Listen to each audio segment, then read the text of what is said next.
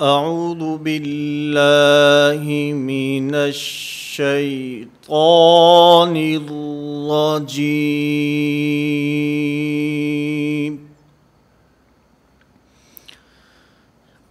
بسم اللہ الرحمن الرحیم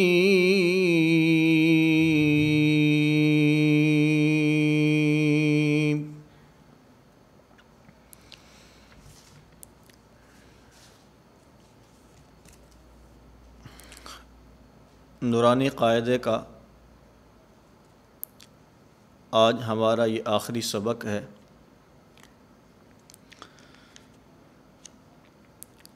اس سبق کا عنوان خاتمہ اجراء قواعد، یعنی پچھلی 16 تختیوں میں مصنف علیہ الرحمہ نے حروف کی پہچان، حرکات کی پہچان، علامات کی پہچان اور پھر حروف کے مخارج کی مشق، صفات کی مشق، حرکات کی مشق، تنوین کی مشق، اسی طرح کھڑی حرکات کی مشق، پھر حروف مدہ، پھر حروف لین، پھر جزم اور سکون، اور پھر آخر میں تشدید۔ ان تمام چیزوں کو 16 تختیوں کے اندر بیان فرمایا، اور پھر آخر میں تتمہ اور تکملہ کے طور پر خاتمہ کے عنوان سے اجراء قواعد کی یہ مشق رکھی ہے۔ اجراء قواعد کا مطلب کہ اب تک ہم نے جتنے قاعدے، اصول اور ضوابط پڑھے ہیں، اس تختی کے اندر عملی طور پر ان کی مشق ہوگی کہ ان قواعد اور اصول اور ضوابط کو ان جملوں اور ان کلمات کے اوپر فٹ کیسے کرنا ہے۔ تو اس تختی میں آپ حضرات اگر ملاحظہ فرمائیں تو جو پہلے 2 جملے ہیں یہ مد متصل کی مثالیں ہیں۔ مد متصل کی تعریف میں پہلے بھی عرض کر چکا ہوں، دوبارہ ذہن نشین فرما لیں۔ حرف مد کے بعد حمزہ اسی کلمہ میں موجود ہو۔ متصل کا معنی ہوتا ہے ملا ہونا، تو یہاں پر بھی کیونکہ حرف مد اور حمزہ ملے ہوئے ہوتے ہیں، اس لیے اس کو مد متصل کہتے ہیں۔ آپ حضرات دیکھیں تو اس پہلے جملے میں جزاءً، اب یہاں پر الف مدہ اور الف مدہ کے بعد اسی کلمہ کے اندر حمزہ موجود ہے، اور یہاں پر جو وقف ہوگا جزاء، یہ وقف بالابدال ہوگا، اور وقف بالابدال کی پہلی صورت کے 2 زبر کی تنوین وقف کی حالت میں الف سے بدل جاتی ہے۔ اسی طرح دوسرا جملہ الملائکۃ،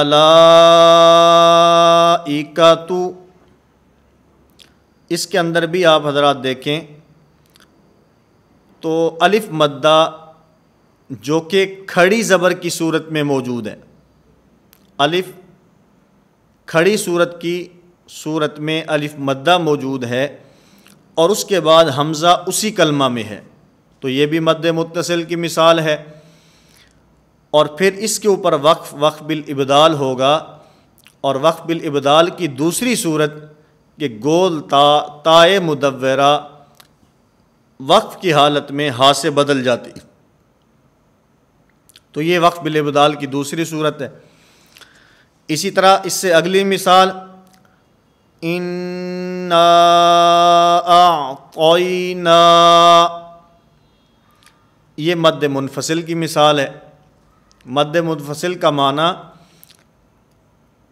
حروف مدہ کے بعد، حرف مدہ کے بعد حمزہ اس کلمہ میں نہ ہو بلکہ دوسرے کلمہ کے شروع میں ہو۔ اب یہاں پر دیکھیں، انا الگ کلمہ ہے، اعطینا الگ کلمہ ہے۔ الف مدہ انا پہلے کلمہ کے آخر میں ہے، اور اعطینا جو دوسرا کلمہ ہے حمزہ اس کلمہ کے شروع میں ہے، تو یہ مد منفصل ہے۔ اسی طرح ان الینا ایابہم، اس کے اندر بھی الف مدہ ایک کلمہ کے آخر میں اور حمزہ دوسرے کلمہ کے شروع میں ہے، تو یہ بھی مد منفصل کی مثال ہے۔ اسی طرح خیرا یرہ، یہاں پر آپ حضرات اگر غور فرمائیں تو یہ نون تنوین کی مثال ہے۔ اس سے پہلے آپ ایک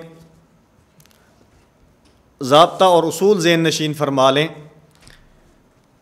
کہ نون ساکن اور نون تنوین ان کے 4 احوال ہوتے ہیں۔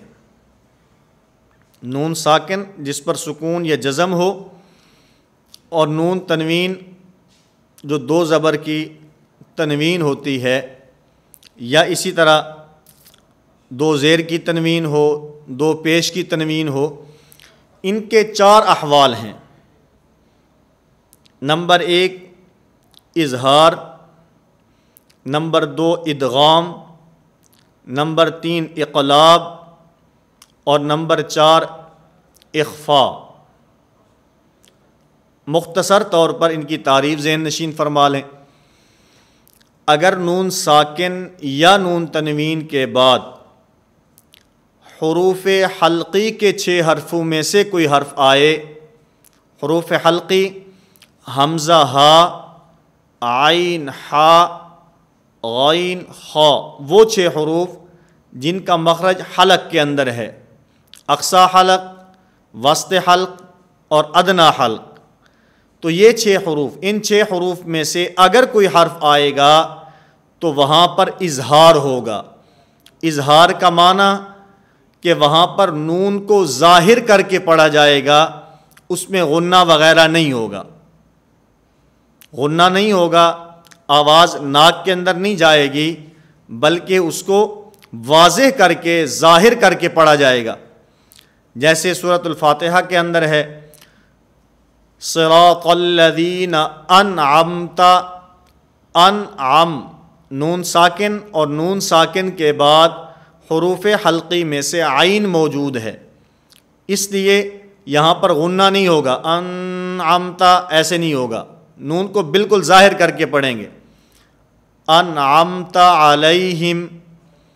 اسی طرح نون تنوین کی مثال سواء علیہم، سواء علیہم، اس کے اوپر بھی غنہ نہیں ہوگا، سواء علیہم غنہ نہیں ہوگا، بالکل ظاہر کر کے پڑھیں گے۔ ایک مثال میں نے آپ حضرات کی خدمت میں نون ساکن کی پیش کی ہے، اور ایک مثال میں نے آپ کی خدمت میں نون تنوین کی پیش کی ہے کہ ان کے بعد حروف حلقی میں سے حرف موجود ہے، اس لیے یہاں پر غنہ نہیں ہے۔ نمبر 2 ادغام، نون ساکن یا نون تنوین کے بعد حروف یرملون کے 6 حرفوں میں سے کوئی حرف ہو تو وہاں ادغام ہوتا ہے۔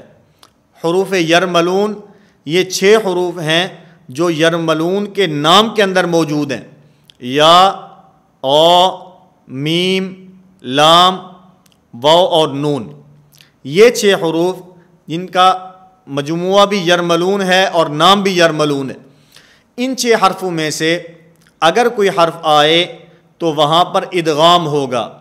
ادغام ہونے کا معنی کہ نون کے بعد نون ساکن ہے یا نون تنوین ہے، اس کے بعد والا جو حرف ہے، اس بعد والے حرف کو اس نون سے پہلے والے حرف کے ساتھ ملا کر پڑھا جائے گا، یعنی جو درمیان والا ساکن حرف ہے وہ ساکن حرف نہیں پڑھا جائے گا، پہلا حرف اور اس کے بعد والا حرف ان کو آپس میں ملا کر پڑھیں گے، اس کو ادغام کہتے ہیں۔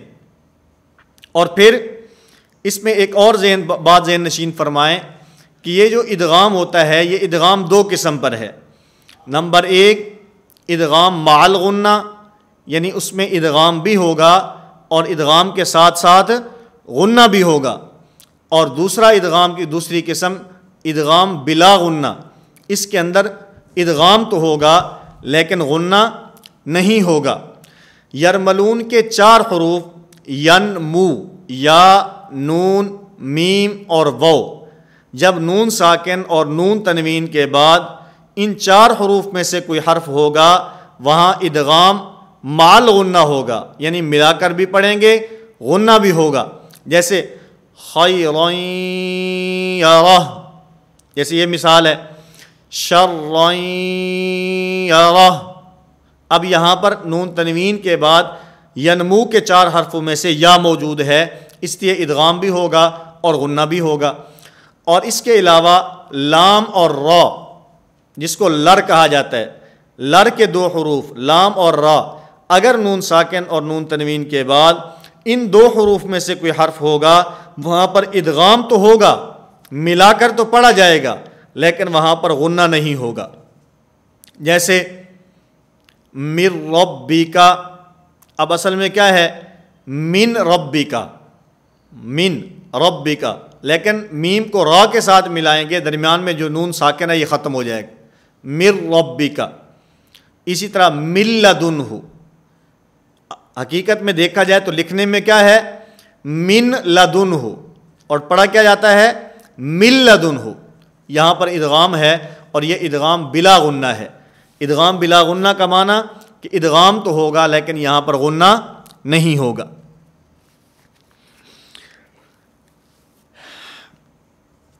اسی طرح نون کے احوال میں سے تیسرا اقلاب ہے۔ اقلاب کا معنی کہ اگر نون ساکن یا نون تنوین کے بعد اگر با آ جائے تو وہاں پر اقلاب ہوگا۔ یہاں اقلاب کا معنی کہ نون کو میم سے بدل کر پڑھیں گے، نون کو میم سے بدل کر پڑھا جائے گا۔ جیسے ہم پڑھتے ہیں من بعدی، اب دیکھنے میں یہاں پر لکھا ہوا کیا ہے من بعدی، آپ اگر قاعدے میں دیکھیں تو یہاں پر جو مثال ہے نون کے اوپر چھوٹا سا میم بھی لکھا ہے، یہ یاد دہانی کے لیے کہ یہاں پر میم کو میم سے ملانا ہے، میم کو نون سے نہیں ملانا، اس کو من بعدی پڑھنا ہے، من بعدی نہیں پڑھنا۔ اور اسی طرح لنصفعا بالناصیہ، یہاں پر بھی لنصفعن، آن نہیں ہے، لنصفعم، لنصفعم، میم کے ساتھ اس نون کو بدل دینا ہے، اس کو اقلاب کہا جاتا ہے۔ یہ 3 احوال آپ کے سامنے آئے، نمبر 1 اظہار، نمبر 2 ادغام، نمبر 3 اقلاب۔ اگر نون ساکن اور نون تنوین کے بعد حروف حلقی کے حرفوں میں سے کوئی حرف ہوگا تو اظہار ہوگا، اور اگر یرملون کے 6 حرفوں میں سے کوئی حرف ہوگا تو ادغام ہوگا، اور اگر با ہوگا تو یہاں پر اقلاب ہوگا۔ اب نمبر 4 اخفاء، نون ساکن اور نون تنوین کے بعد حروف حلقی، حروف یرملون، با، اور اس کے ساتھ ساتھ الف، کیونکہ الف کسی ساکن حرف کے بعد نہیں آتا، تو اس لیے ان 14 حروف کے علاوہ باقی 15 حرفوں میں سے اگر کوئی حرف ہوگا تو وہاں پر اخفاء ہوگا۔ اخفاء کا معنی آپ آسانی کے ساتھ یوں سمجھ لیں کہ یہاں پر ادغام کی طرح اس کو ملا کر بھی نہیں پڑھا جائے گا اور اظہار کی طرح آواز بالکل صاف بھی نہیں ہوگی، بلکہ یہاں پر آواز ناک کے اندر لے جا کر غنہ کے ساتھ ہم اس کو ادا کریں گے۔ جیسے وَأَنزَلْنَا، وَأَنزَلْنَا، اب اس کو وَأَنزَلْنَا نہیں پڑھنا، انزلنا پڑھیں گے تو یہ تو اظہار ہے۔ اظہار تو تب ہوتا ہے جب نون ساکن کے بعد حروف حلقی کے حرفوں میں سے کوئی حرف ہو، اور ذات و حروف حلقی میں سے نہیں ہے۔ اور اسی طرح اس کو وَأَزَّلْنَا بھی نہیں پڑھنا ادغام کی طرح، اس لیے کہ ادغام تو یرملون کے 6 حرفوں میں ہوتا ہے، یہاں تو یرملون کے 6 حرفوں میں سے کوئی حرف نہیں ہے۔ اور اسی طرح یہاں پر اس کو میم سے بھی نہیں بدلا جائے گا، اس کو وَأَنزَلْنَا کی بجائے وَأَمْزَلْنَا یہ بھی نہیں ہے، اس لیے کہ نون ساکن کے بعد اگر با ہوتی تو یہاں پر اقلاب ہوتا۔ تو لہذا زا جو ہے نہ حروف حلقی کے حرفوں میں سے کوئی حرف ہے، نہ یرملون کے 6 میں سے کوئی حرف ہے، نہ ہی با کی طرح ہے، تو اس لیے الف ویسے ساکن حرف کے بعد نہیں آتا۔ ان 14 حروف کے علاوہ باقی 15 حرفوں میں سے یہاں پر زا ہے تو اس کو اخفا کے ساتھ پڑھا جائے گا۔ تو یہاں پر یہ خیرًا یرہ، شرًا یرہ، یہ ادغام کی مثالیں ہیں۔ اسی طرح آگے چلیں تو یہ بھی ادغام کی مثالیں چل رہی ہیں۔ اور مِن ربک صفًّا لا یتکلمون، یہ ادغام ادغام بلا غنہ ہے، یعنی ادغام تو ہے لیکن یہاں پر غنہ نہیں ہے۔ وَأَنزَلْنَا یہ اخفا کی مثال ہے۔ نَارًا حَامِيَةً یہ اظہار کی مثال ہے۔ مِن بَعْدِ لَنَسْفَعًا بِالنَّاصِیَةِ یہ اقلاب کی مثال ہے۔ اسی طرح نون کی طرح میم کے 3 احوال ہیں، میم ساکن کے 3 احوال ہیں۔ نمبر 1، میم ساکن کے بعد دوسری میم آ جائے تو یہاں پر ادغام ہوگا۔ ادغام کا معنی کہ دونوں کو اکٹھے ملا کر غنہ کر کے پڑھا جائے گا، جیسے الیکم مرسلون، الیکم مرسلون، یہ ادغام ہو رہا ہے۔ اسی طرح اگر میم ساکن کے بعد با آ جائے، میم ساکن کے بعد اگر با آ جائے تو اس میں اخفا ہوگا۔ میم ساکن کے بعد اگر با آئے گی تو یہاں پر اخفا ہوگا، جیسے ترمیہم بحجارۃ، ترمیہم بحجارۃ، یہاں پر اخفا مال غنہ کا معنی غنہ بھی کریں گے، آواز کو ناک کے اندر بھی لے جائیں گے اور با کو ادا کرتے ہوئے یہ ہونٹوں سے نرمی کے ساتھ ادا کی جائے گی۔ اور نمبر 3 اظہار۔ اب اظہار کسے کہیں گے؟ میم ساکن کے بعد میم، با اور الف۔ میم اس لیے نہ ہو کہ میم ساکن کے بعد میم میں ادغام ہوتا ہے، با اس لیے نہ ہو کہ میم ساکن کے بعد با میں اخفا ہوتا ہے، اور الف ویسے ساکن حرف کے بعد نہیں آتا، تو میم ساکن کے بعد میم، با اور الف، ان 3 حروف کے علاوہ اگر باقی 26 حرفوں میں سے کوئی حرف ہوگا تو وہاں پر میم کے اندر اظہار ہوگا۔ جیسے اس کی مثال ہم فیہا، ہم فیہا، ہم فیہا، اب یہاں پر اظہار ہے۔ اظہار کا معنی کہ میم کی جو آواز ہے اس کو بالکل ظاہر کر کے پڑھا جائے گا۔ تو یہ چند ایک باتیں میں نے آپ کی خدمت میں پیش کی ہیں اس تختی کے حوالے سے، کہ اس کے اندر ایک تو حروف کی پہچان، حرکات کی پہچان، اور پھر اس کے بعد علامات کی پہچان، جزم ہے، سکون ہے، تشدید ہے، اور پھر اس کے اندر مد ہے، مد متصل ہے، مد منفصل ہے، اور پھر اسی طرح وقف کی جو اقسام ہیں، وقف بالاسکان ہے، وقف بالابدال ہے، اور اس کے ساتھ ساتھ یہاں پر ہم نے تشدید کی ادائیگی کے اندر خوب ٹھہراؤ، جماؤ اور مضبوطی کے ساتھ اس کو ادا کرنا ہے، اور اس کے ساتھ ساتھ وہی چند ایک باتیں جو میں گزشتہ اسباق کے اندر آپ کی خدمت میں عرض کر چکا ہوں کہ ہر